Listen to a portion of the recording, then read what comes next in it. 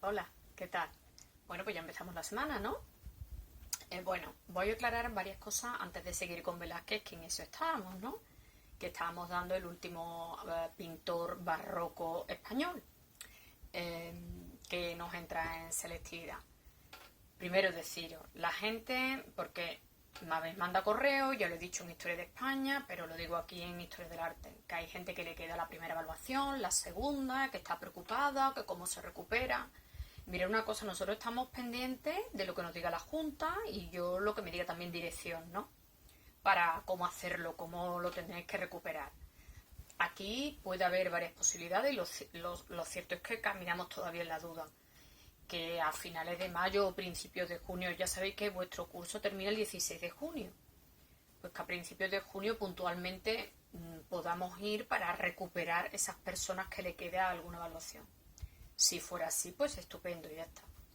Que no es así, que no podemos acudir ni siquiera puntualmente, bueno, pues entonces yo ya vería o haría una videoconferencia con esas personas para examinarlas, en fin, no puedo decir más, es que no puedo decir más, solo que vayamos muy bien en el temario, eso sí os lo puedo decir. Y que me estáis haciendo más o menos los deberes, que llevamos una marcha muy buena y que entre todos lo vamos a conseguir. Bueno, dicho esto, voy a seguir con Diego Velázquez, porque Diego Velázquez ya sabéis que tiene muchas fases artísticas y el otro día dimos el primer periodo sevillano eh, o periodo juvenil, los bodegones a lo divino que eran interesantísimos, dimos su primer periodo en la corte, su primer viaje a Italia y nos habíamos quedado ahí. Nos habíamos quedado explicando una obra que era La fragua de Vulcano, de Velázquez, que la hizo en Roma en su primer viaje a Italia. ¿Y hoy qué vamos a hacer? Bueno, vamos a seguir adelante. A lo mejor no nos da tiempo terminar Velázquez, pero bueno, no pasa absolutamente nada. Ya andaremos un poquito más deprisito en otros autores que se pueda ir más deprisa. Bueno, deciros, en ese viaje en ese primer viaje que marcha a Italia en 1629, está poquito tiempo, año y medio, y al año y medio regresa a la corte. Y podemos denominar este periodo, cuando regresa a la corte de Madrid, como el segundo periodo madrileño. Este periodo va desde que regresa, 1630, hasta que vuelve a ir a Italia en su segundo viaje, 1649. Si os fijáis, bueno, son bastantes años y va a realizar obras importantísimas. Nada más que vuelve de su primer viaje a Italia, pues le encargan decorar el Palacio del Buen Retiro. Y para el Palacio del Buen Retiro, la monarquía española le va a encargar una serie de obras que todas se conservan en el Museo del Prado, con lo cual es cuestión de ir al Prado, porque la mayor parte de las obras se conservan allí, la mayor parte de las obras de Velázquez, ¿de acuerdo? Bueno, si queréis vamos a ver esas obras que hace para decorar el Palacio del Buen Retiro. Y voy por aquí, me baso en el PowerPoint. Vosotros tenéis ese PowerPoint, no lo he colgado en el blog, pero lo tenéis. A ver si conseguimos que se vea bien las obras. Creo que nos quedamos aquí, ¿verdad? Me parece que sí, que nos quedamos. A ver si lo podemos ver bien. Yo creo que sí, ¿no? Exactamente, esta obra se le encarga en 1635. Se ha llamado La rendición de Breda o Las lanzas. Es lógico el por qué se llama Las lanzas, ¿no? Y representa un hecho histórico, el triunfo de los españoles, que está representado en este margen del cuadro. Aquí aparece el general Spinola, ¿de acuerdo? Aquí el general Ambrosio Spinola y todos los españoles. Ambrosio Spinola, que está aceptando las llaves del holandés, de Justino Nassau. Si os fijáis, hay un estudio equilibrado de la composición. En la parte central están los dos protagonistas principales de la historia, el general español y el holandés, que está otorgando, le está dando las llaves al general español que ha salido victorioso. Y aquí aparecen representados el ejército español, aquí el ejército holandés. ¿De acuerdo? Por eso digo que hay una composición estudiada, equilibrada. ¿De acuerdo? Deciros que es muy interesante pues cómo representa incluso este hecho, que lo representa de manera caballerosa, ¿no? Porque Ambrosio Spinola pues le está otorgando al holandés la valentía que ha tenido en el enfrentamiento. Deciros que ya definitivamente, como estáis viendo, la luz, el color ha ganado en la producción de Velázquez. De hecho, este fondo con tonos verdes, azules plateados, es uno de los más hermosos paisajes de la historia del arte, se ha calificado así. Deciros que esta magnífica composición es verdad que tuvo cierto punto de partida, ¿no? Por ejemplo, esta zona está copiada, se ha dejado influenciar por un cuadro de Veronés y esto por el expolio del Greco. Bueno, que se deje influir no le quita originalidad y maestría y captación ya de la atmósfera al cuadro. Para el mismo Palacio del Buen Retiro hizo 5 retratos ecuestres de la familia real, todos muy parecidos. El retrato de Felipe IV, aquí tenéis el detalle, retrato de Felipe III, Isabel de Francia, Margarita de Austria y el príncipe Baltasar Carlo, todos pertenecientes a la familia real española. Características, pues si os fijáis, todos se centran, son retratos ecuestres, con el personaje montado a caballo, donde hay gran realismo, naturalidad a la hora de representar el movimiento y gran detallismo en todo lo que son los ropajes. Muy interesante esos paisajes. ¿Veis? Los paisajes, cómo están representados, cómo se intenta captar la atmósfera, la perspectiva aérea. Bueno, casi todos tienen características muy parecidas. También en este periodo, en la década de los 30, 40, antes de su segundo viaje a Italia, tiene una serie de retratos. Mirar cómo la pincelada, aquí que es un detalle de este cuadro, el príncipe Baltasar Carlo, mirar cómo la pincelada en algunas zonas es un poco más fluida, más suelta para captar para captar la atmósfera, ¿no? La perspectiva aérea.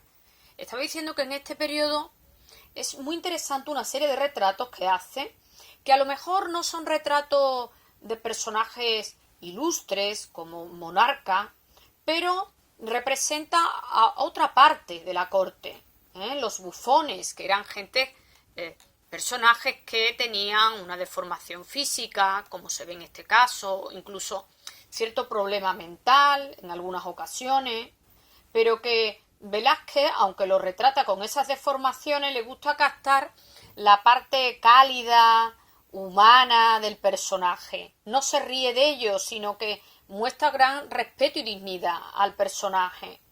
Como son personajes evidentemente menos oficiales, pues el autor le gusta representar una pincelada como más fluida, más suelta, que se ve en el ropaje, en los rostros.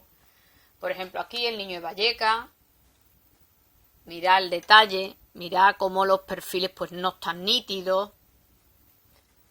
O aquí el bufón Calabacillas, donde es evidente ese problema psicológico, mental del personaje y cómo en esta ocasión, en este cuadro concretamente, el fondo no interesa tanto, es neutro y se fija mucho más en el personaje. O aquí Pablo de Valladolid, que vuelve a centrarse en el personaje y un fondo neutro. O aquí el enano Morra. Mirar cómo capta esa calidad, ese lado humano de estos personajes que a veces servían de humor en la corte. Y bueno, me tengo ya que ir al segundo viaje que realiza Velázquez a Italia. ese segundo viaje donde su estancia es más prolongada y donde se le manda por parte de Felipe IV para que compre, sabedor Felipe IV de la elegancia, del buen gusto que tiene para el arte Velázquez, lo manda allí a Italia para que compre retratos, esculturas para decorar su palacio. Y bueno, va a estar allí desde el 49, pero es evidente que en principio su estancia iba a ser corta, pero que se amplía hasta el 51. Incluso se tiene conocimiento que el rey tuvo que insistirle por carta varias veces para que volviera a la corte de Madrid. Durante mucho tiempo pues no se sabía muy bien a qué se debió ese retraso. Sin embargo, tras los últimos estudios, pues se sabe que allí en Italia va a mantener una relación sentimental con una dama romana, incluso tiene un hijo que llamó Antonio. Si queréis podemos ver la dama romana, porque hay un retrato que la representa. Vais a quedar alucinados quién es esa dama romana. Porque seguro que este cuadro lo habéis visto más de una vez, ¿no es cierto? Pues sí, este retrato es la Venus del Espejo, que se realiza en 1650 cuando estaba en esa segunda estancia en Italia. Y parece ser que la dama que representa podría ser muy bien esa dama romana con la cual emprendió relaciones amorosas. Bueno, el cuadro es una composición que podemos decir sencilla, simple, porque aparece una dama recostada, ¿de acuerdo? Sobre paños, de espaldas al espectador, un personaje alado que sostiene un espejo y ese cortinaje de color cálido recogido. Digo, la composición es sencilla, pero tiene una belleza y una sensualidad inaudita. Evidentemente está copiando, dejándose influir por esas representaciones venecianas que hacía Tiziano. Y es muy interesante porque ese niño alado, desnudo, que aparece con una cinta en las manos, cinta que no cuelga o recoge el espejo. Quizá esas cintas son simbólicas y representan pues las ataduras, las ligaduras que involuntariamente a veces crea el amor y que también conocía Velázquez. La dama se está mirando en el espejo y aunque el espectador intente captar de manera nítida quién es esa dama, pues no es capaz de captarlo porque de alguna manera el espejo aparece como lleno de vapor, ¿no? Toda la estancia aparece con una atmósfera densa y por eso no deja de manera nítida ver ese perfil. La captación de la atmósfera, como veis, es impresionante. Parece que el espejo está empañado. Bueno, en esa estancia también, bueno, esto es un detallito para que veáis la pincelada tan suelta en el cuadro. Mirar este detalle que es el rostro de esa dama reflejado en el espejo. Y voy a hablar de este cuadro que también hace en esa segunda estancia, que es el retrato de Inocencio X, en 1649 lo hace.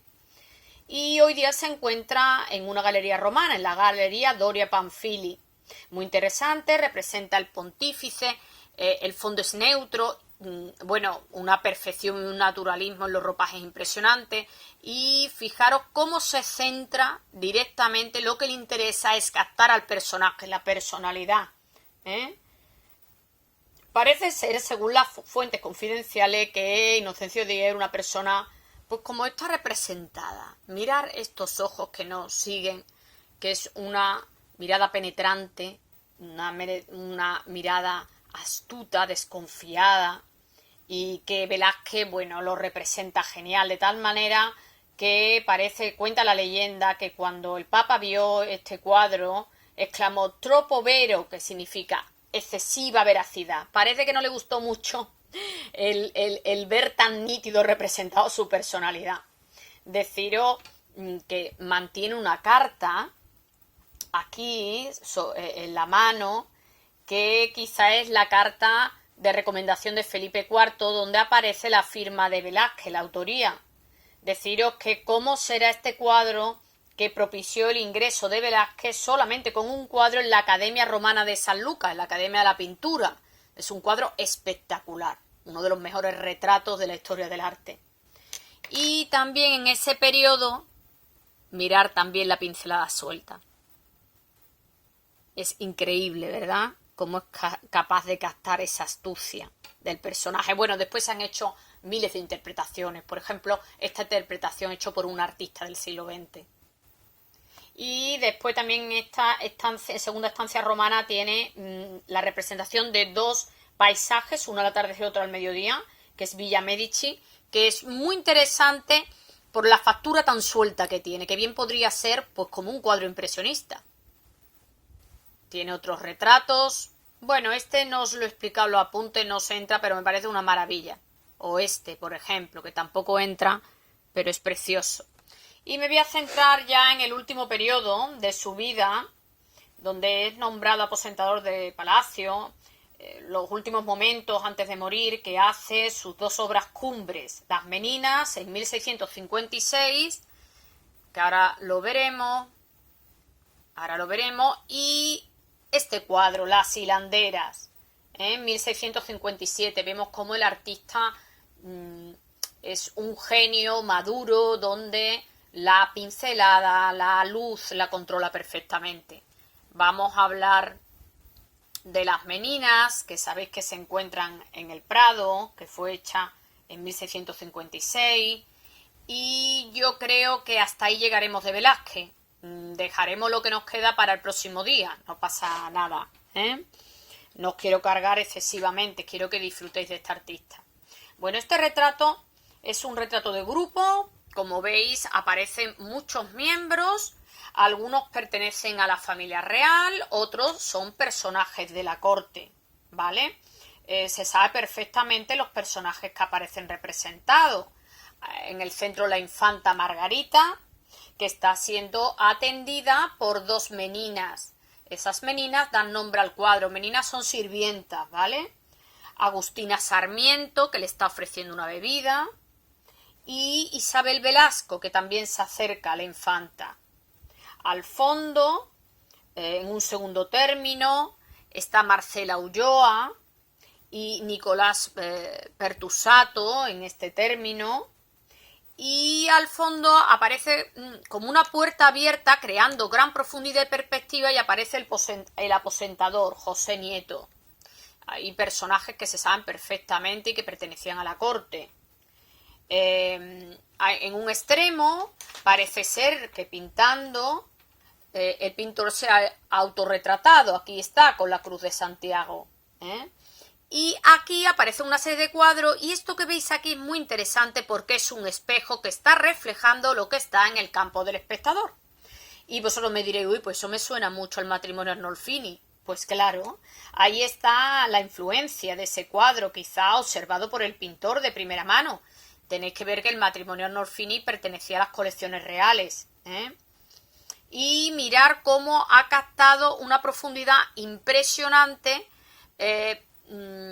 formando una serie de grupos en profundidad. Es una pintura naturalista, muy realista, donde se ha captado la atmósfera de manera insuperable. El espectador, cuando ve este cuadro, parece que es que te estás introduciendo dentro del cuadro. La factura libre, suelta, atrevida, y por supuesto la disposición de figuras escalonadas. Bueno, hasta aquí voy a llegar, ¿vale? Hasta Las Meninas. Y os voy a mandar de deberes, vamos a ver, en el blog os voy a mandar algo que no es obligatorio, que si queréis lo veis, si no, nada. En la introducción he colgado dos cosas que me resultan curiosas y digo, lo mismo los quieren ver, ¿no? Una,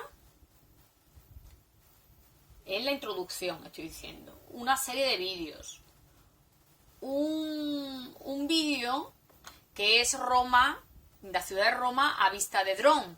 en estos momentos de coronavirus que está desierta, y es que es un vídeo impresionante. Os voy a poner nada más un poquito para aplicaros, para coger entre ganas de verlo, ¿eh? Un momento, vamos a ponerlo esto, un segundo, vamos a ver este vídeo bellísimo.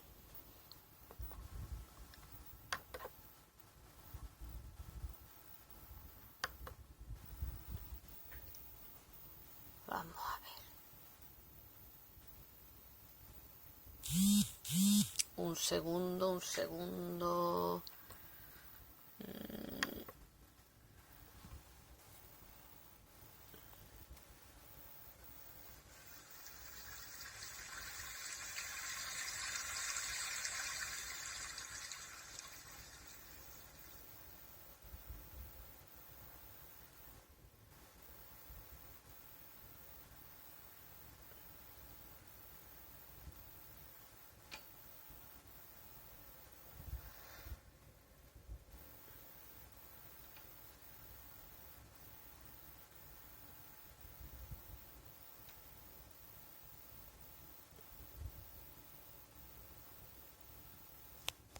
Bueno,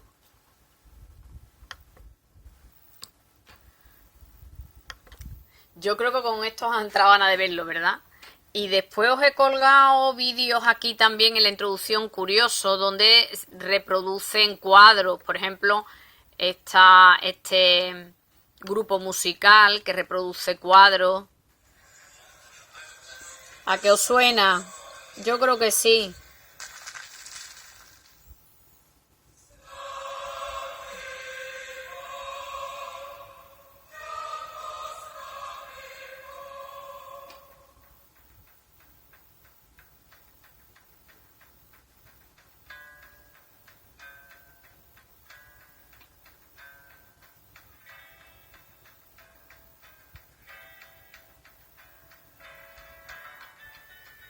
¿A qué sabéis qué cuadro es? Sí, ¿verdad?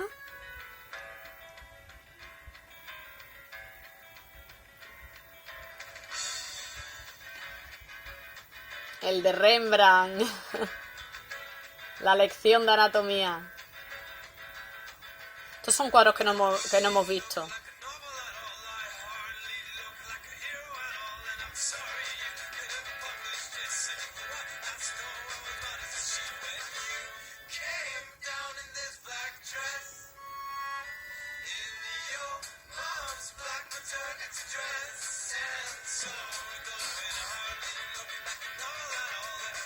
Bueno.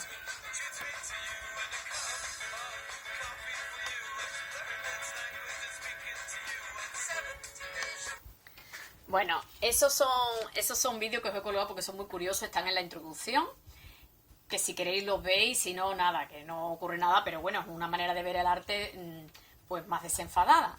Y después de deberes, que eso sí tenéis que hacerlo, de deberes... si os vais al siguiente tema, ya me voy a adelantar un poquito, que es arte neoclásico y Goya, tema 11.